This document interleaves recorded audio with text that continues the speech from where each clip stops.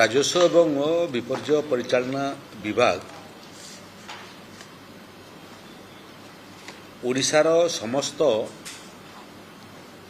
जमी पंजीकरण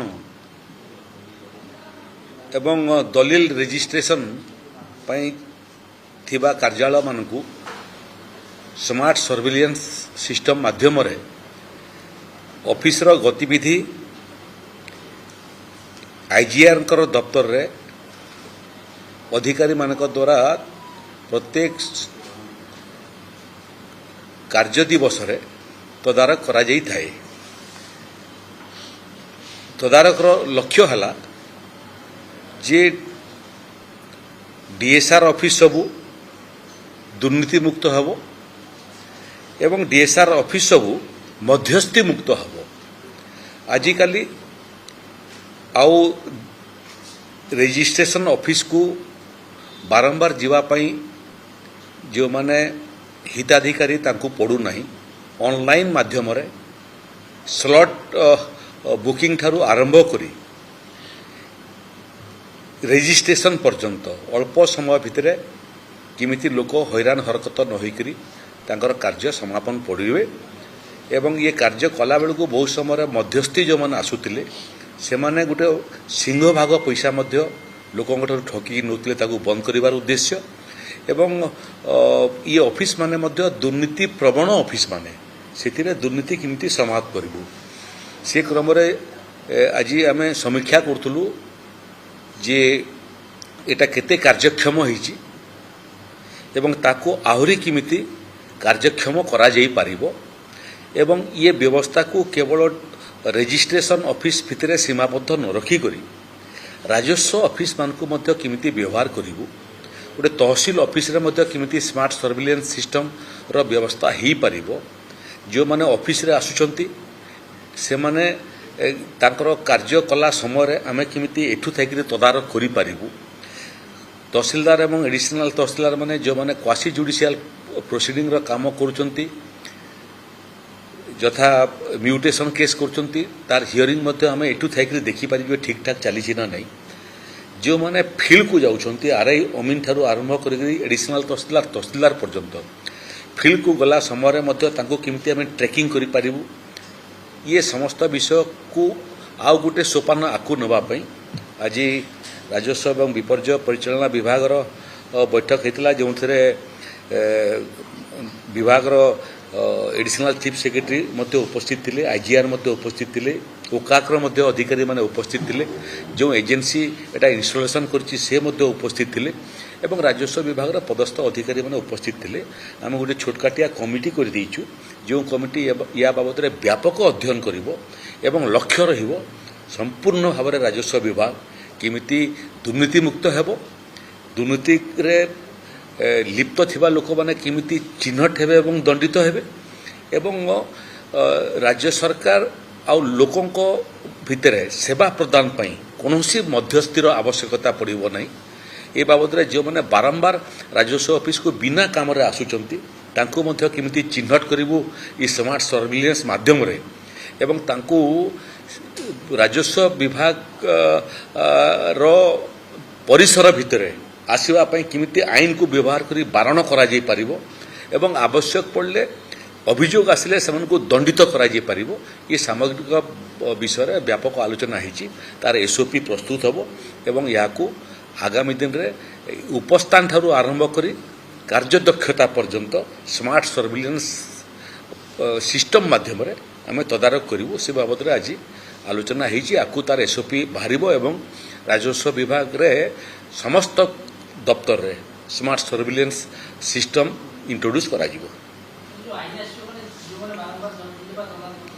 नहीं कौन सी ऑफिस को रजिस्ट्री ऑफिस को किए जाए जे जमी बिकी बसई जाए जे जमी किणी बसई जाए अति आवश्यक पड़े जो मैंने डीड राइटर अच्छा से माने जीवे कि जो वकिल आवश्यक पड़े वकिल जीव ता बाहर जी जाऊँगी जे वकिल नुह जे क्रेता नुह जे विक्रेता नुह कि जे दलिल लेखक नुह सी किए सी है मध्यस्थी जमी किणवार आमर मध्यस्थी होकरी सी जो आसूला तार भूमिका किसी ना एवं जो जो जगार ମଧ୍ୟସ୍ଥି ଥାଏ ସେ ଜାଗାରେ ଦୁର୍ନୀତି ଥାଏ। ଆମର ଲକ୍ଷ୍ୟ ମଧ୍ୟସ୍ଥି ପ୍ରକ୍ରିୟାଟାକୁ ଆମେ ସମ୍ପୂର୍ଣ୍ଣ ଭାବରେ ସମାପ୍ତ କରିବୁ।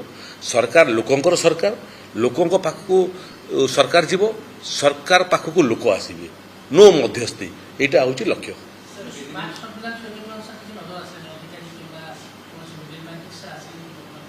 ନାଇଁ ଗୁଡ଼ିଏ ସେ ଫିଚର ଅଛି, ଗୁଡ଼ିଏ ଫିଚର ଆଉ ଅଧିକ ଫିଚରର ବି ଆବଶ୍ୟକତା ଅଛି।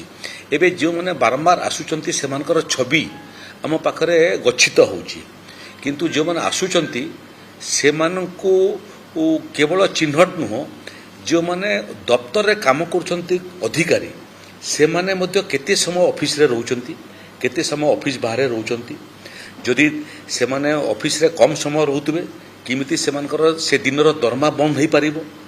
8 ଘଣ୍ଟା କାମ କରିବା ପାଇଁ ସମସ୍ତଙ୍କର କର୍ତ୍ତବ୍ୟ ଏଇଟା। ତେଣୁ ତାଙ୍କର ଉପସ୍ଥାନ, ତାଙ୍କର କାର୍ଯ୍ୟଠାରୁ ଆରମ୍ଭ କରିକିରି ଲକ୍ଷ୍ୟ ସମ୍ପୂର୍ଣ୍ଣ ଭାବରେ ସ୍ପଷ୍ଟ। ସରକାର ଲୋକଙ୍କ ପାଖରେ ପହଞ୍ଚିବ, ଲୋକେ ସରକାର ପାଖରେ ପହଞ୍ଚିବେ, କୌଣସି ମଧ୍ୟସ୍ଥିର ଆବଶ୍ୟକତା ନାହିଁ। ଏକ୍ସଟ୍ରା ଏମିତି ହେଇପାରିବ ଯେ ଯଦି ଗୋଟେ ବ୍ୟକ୍ତି DSR ଅଫିସ କୁ ପ୍ରତ୍ୟେକ ଦିନ ଆସୁଛି, କିମ୍ବା ଧରନ୍ତୁ ଆଗାମୀ ଦିନରେ ସ୍ମାର୍ଟ ସର୍ଭିଲାନ୍ସ ଇଣ୍ଟ୍ରୋଡ୍ୟୁସ୍ ହେଲା ପରେ ତହସିଲ ଅଫିସକୁ ଆସୁଛି, ସେ ଭଳିଆ ଲୋକଙ୍କର ନାଁ ପଞ୍ଜୀକୃତ ହୋଇଯିବ, ଅଟୋମେଟିକ୍ ପଞ୍ଜୀକୃତ ହୋଇଯିବ। ବାରମ୍ବାର ଯାଉଛି, ଫଟୋ ପ୍ରତ୍ୟେକ ଦିନ କ୍ୟାମେରାରେ ଯାର ଫଟୋ ଉଠୁଛି, ତାକୁ ଠାବ କରିକିରି ସବ୍ କଲେକ୍ଟର, କଲେକ୍ଟର, ଯେଉଁମାନେ ଏକ୍ଜିକ୍ୟୁଟିଭ୍ ମାଜିଷ୍ଟ୍ରେଟ୍ ଅଛନ୍ତି ତାଙ୍କ ପାଖକୁ ରିପୋର୍ଟ ପ୍ରଦାନ କରିପାରିବେ DSR। ଏକ୍ଜିକ୍ୟୁଟିଭ୍ ମାଜିଷ୍ଟ୍ରେଟ୍ ଯେଉଁମାନେ ଅଛନ୍ତି CRPCରେ 110 ଧାରା ଅଛି, ଯାହାକୁ ସେମାନେ ଇନଭୋକ୍ କରିପାରିବେ। 144 ଧାରା ଅଛି ଯେ ଅମୁକ ବ୍ୟକ୍ତି ଅମୁକ ପରିସର ଭିତରେ ତୁ ନଜର ଆସିବା କଥା ନୁହଁ, ତାର ଅର୍ଡର ପାଇଲା ପରେ ଯଦି ନଜର ଆସେ ତାର ବିରୁଦ୍ଧରେ କାର୍ଯ୍ୟାନୁଷ୍ଠାନ ମଧ୍ୟ ହୋଇପାରିବ। ଆଇନ ବହୁତ ଲମ୍ବା ଆଉ ଆଇନ ବହୁତ ସ୍ପଷ୍ଟ। ସବୁ ସମସ୍ୟାର ସମାଧାନ ପାଇଁ ଆଇନ ଅଛି, କିନ୍ତୁ ଆଇନକୁ ବ୍ୟବହାର ନ କଲେ ଯେଉଁ ଉଦ୍ଦେଶ୍ୟରେ ଆଇନ ଅଛି ସେଟା ଜନହିତକାରୀ ହୋଇପାରୁନାହିଁ। ଆମର ପ୍ରୟାସ ଚାଲିଛି ଯେ ଦେଶରେ ଏବଂ ରାଜ୍ୟରେ ଯେତେ ସବୁ ଆଇନ ଅଛି ମଧ୍ୟସ୍ଥି ମୁକ୍ତ କରିବା ପାଇଁ ସମାଜକୁ ଏବଂ ଗଭର୍ଣ୍ଣାନ୍ସକୁ ସବୁ ଆଇନରେ ଆମେ ବ୍ୟବହାର କରିବୁ।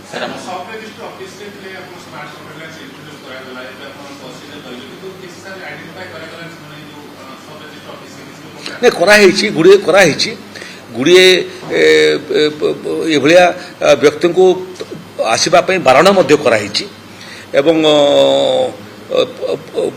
ସୋପାନ ପରେ ସୋପାନ ଆମେ ଆଗକୁ ଯାଉଛୁ। ଯେଉଁଭଳି ଭାବରେ ୟାର ଅଧ୍ୟୟନ ଆମେ କରିଛୁ ସେ ଦିଗରେ ଆଉ ଗୋଟେ ବିଷୟ ମଧ୍ୟ ଚିନ୍ତା କରୁଛୁ ଯେ ଯେଉଁମାନେ ହେବିଚୁଆଲ, ତାକୁ କହନ୍ତି ହେବିଚୁଆଲ ଭିଜିଟର, ଯେଉଁମାନେ ହେବିଚୁଆଲ ଭିଜିଟର, ଯେଉଁମାନେ ପରୋକ୍ଷରେ ମଧ୍ୟସ୍ଥି କାମ କରନ୍ତି ଏବଂ ଏଟାକୁ ପେଶା ଭାବିଛନ୍ତି ଯେ ମଧ୍ୟସ୍ଥି କରିକି ଲୋକଙ୍କର ତାଙ୍କର ଗୁଜରାଣ ମେଣ୍ଟେଇବେ, ସେମାନଙ୍କର ଫଟୋ ମଧ୍ୟ ବିରାଟ ସାଇନବୋର୍ଡ କରି ଲଗେଇବୁ। ଯେମିତି ପୋଲିସ ଷ୍ଟେସନରେ ସାଇନବୋର୍ଡ ଥାଏ ଅପରାଧୀମାନଙ୍କର, DSR ଅଫିସ ସାମ୍ନାରେ ବଡ଼ ସାଇନବୋର୍ଡ ଲାଗିବ ଏବଂ ଏହି ବ୍ୟକ୍ତିମାନଙ୍କର ଫଟୋ ଲାଗିବ ଯେଉଁମାନେ ବିନା କାରଣରେ ଲଣ୍ଡ ଭଣ୍ଡ ହେଉଛନ୍ତି।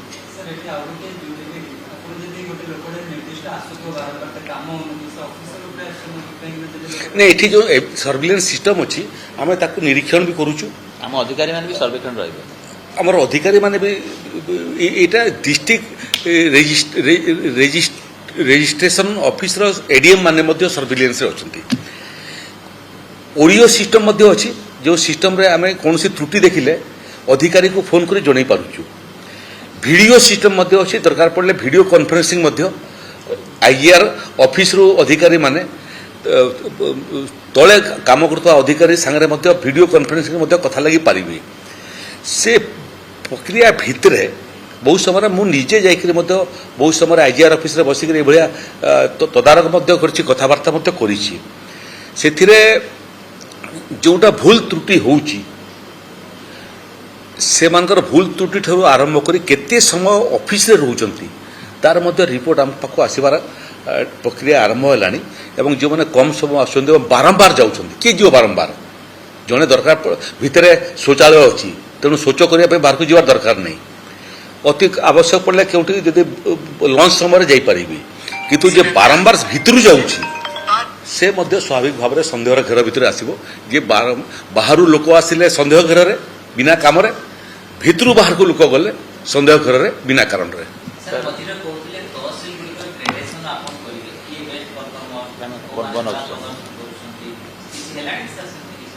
ପ୍ରକ୍ରିୟା ଅଛି, ତା ଜାରି ଅଛି।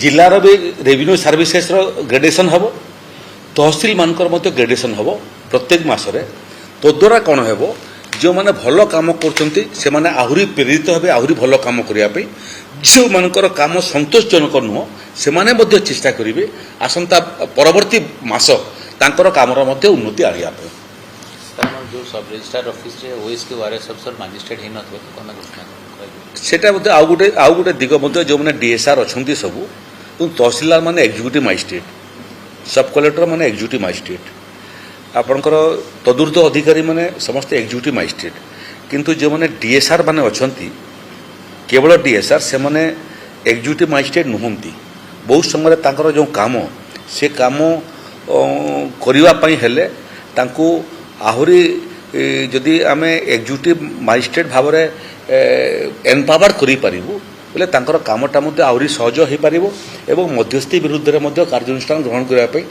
से पाखे क्षमता मिल तेणु आगामी दिन में आम योजना करुचु जेते डीएसआर अच्छा राज्य रे से समस्त को एग्जीक्यूटिव मजिस्ट्रेट एम्पावर्ड करने